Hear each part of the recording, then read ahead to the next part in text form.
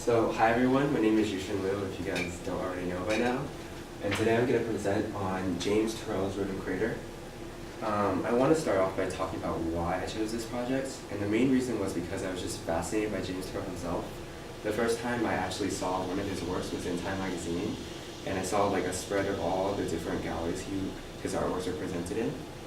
So to start off, I want to begin with the background and introduction into James Turrell himself, to get a better sense of his ultimate work, Roden crater. So he started off as a perceptual psychology major at Turrell College, and he was kind of working with both the math and the psychology of different shapes.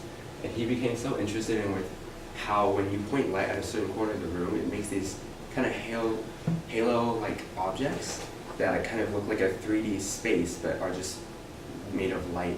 And so he became so fascinated how we perceive light and the different formations that it can make that he actually went back to college to get an art degree, an MFA. So as you can see, James Turrell's portfolio mainly includes lots of the font: light, space, color, and perception. Would you mind moving to the side so we can see those projected? Perfect. Thank His you. works usually require just massive amounts of open space and are showcased throughout the world. And one current one they can see right now is Eden Rain, which is featured in the Guggenheim Rotunda and uses the entire space to, kind of showcase the whole work. It's made with these rings of artificial and natural light that kind of just show different hues and different colors. So his ultimate artwork right now that's in the works, Roden crater, is an extension of Turrell's artistic appetite, I would say. It should be no wonder that James Turrell wanted to utilize gigantic natural landforms as a gallery for integrated works.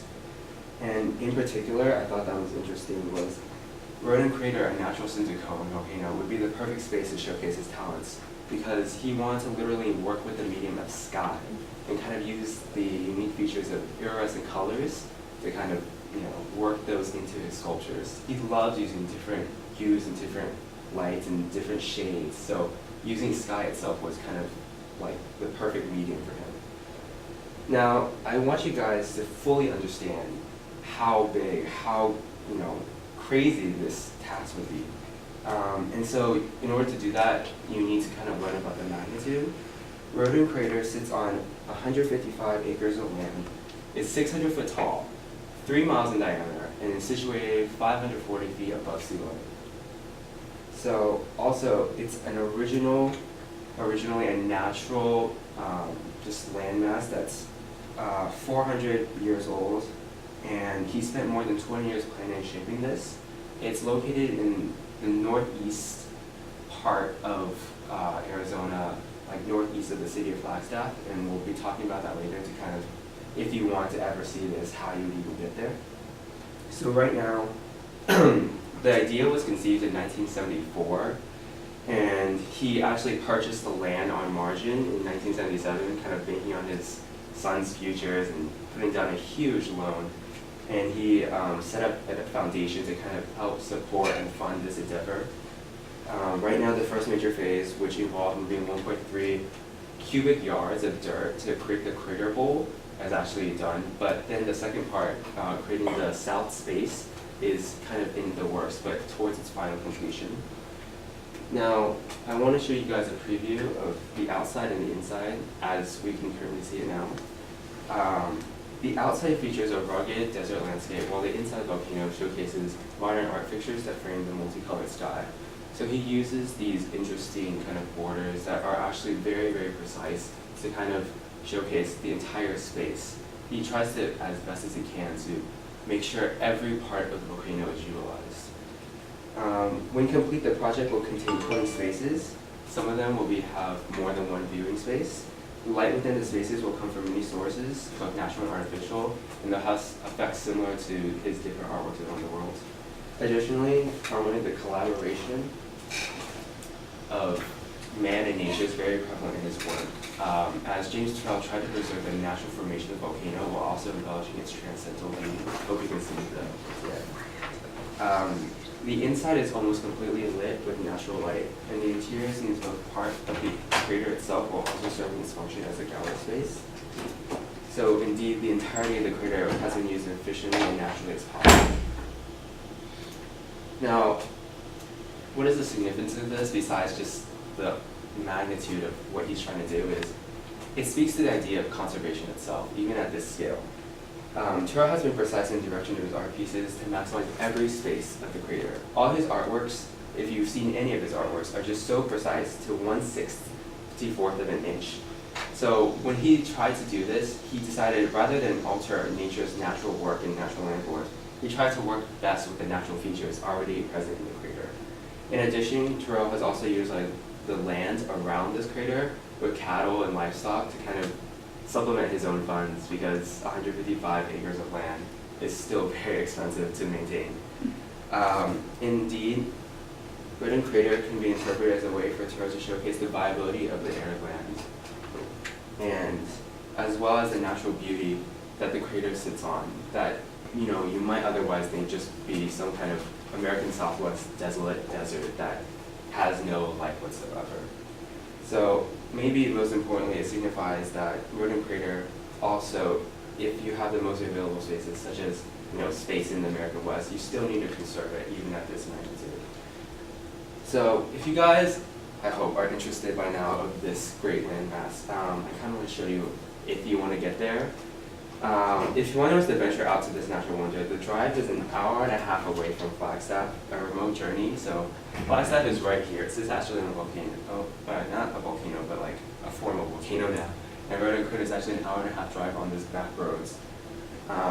So to get there, you basically have to just take a path untaken. And the thing is, you would be having this heightened experience of expectation and anticipation. But the thing is also, you wouldn't be anticipating this alone since this thing has not been opened yet. It's been in the works for such a long time that people have actually questioned how long it will take if it will actually be completed. However, I kind of want to bolster your guys' excitement for the time being by saying there's different people who have actually seen the inside of it, and from what they have said, I hope you guys are excited. So one person is the LA County Museum, he's in a different one, Museum of Art Curator, CEO, and Director, Michael Groven's notes. Roden Crater has become even unfinished. As important as any artwork ever made, it is one of the most ambitious artworks even attempted by single human being. Fellow artist Chuck Close notes that Turrell is an orchestrator of experience, and also that his own viewing experience was revolutionary. But I think New York Times writer Will Houghton said it best. The crater was perfect and incomplete, and his time to finish it was winding down. So that's my presentation. If you guys can stand for questions. When was it started? So the idea was 1974 that he can actually thought of this, but 1977 was when he actually put the funds down to actually buy the land. It's interesting because the crater actually sit on someone's own plot, and he wasn't willing to sell it, but some consultant told him to buy the land around it, and then kind of buy the piece that's part of that land. I also want to ask you guys, do you think the perception of Roden Crater will change once you open it? Do you think that maybe when you have tourists come into this place, that it won't be as romanticized or idealized or as how we kind of imagine it to be? I'll jump in and take a stab just to keep it going. And we are at time at 9:45, so people who need to go can go, but if you could stick around for maybe 3 more minutes of discussion if you can, that would be great.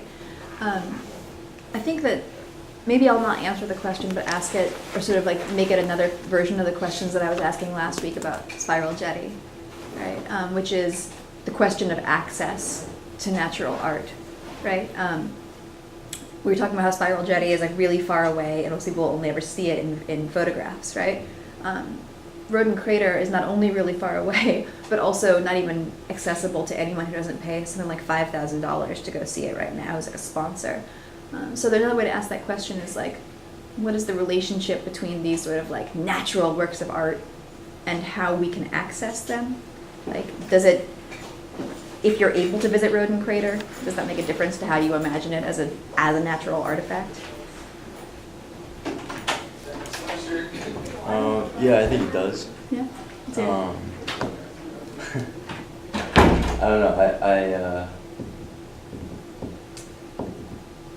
I think You said it's $5,000 to go see it now? I think that's the minimum. I'm not sure if you know details about this. You're not a benefactor and you pick up the phone, you're not going to get him. You have to be a benefactor with like a pretty big amount of money. Either you're very close with him, which, I mean, he's kind of remote in his own artworks, or you actually can just sponsor this. So it's actually probably pretty impossible to actually see.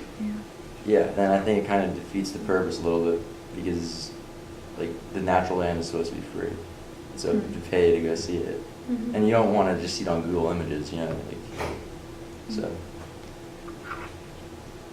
I think even if like you didn't have to pay that much, just the drive over there with the anticipation would definitely add to your experience. So I know like driving through the desert or like in Arizona, I'm from Arizona.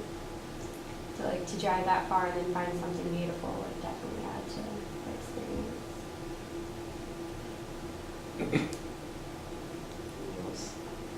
I mean, I'm also just wondering, like, because if you heard of Mount Fuji, it's a lot of tourists going there, and because of this massive influx of people, just pollution starts kind of getting away with the natural wonder itself.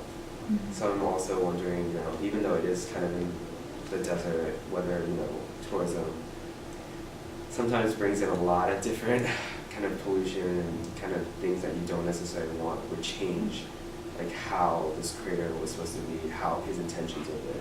Would it become kind of more commercialized? Would it become like another attraction, or is it still going to be some kind of, like, his ultimate goal is to kind of showcase the natural wonder, and it will die down as that? And it's a great question, especially considering where it is in the world, right? Which is like not that far from the Grand Canyon, Right. which is an absolutely natural site, right? Like no human made that.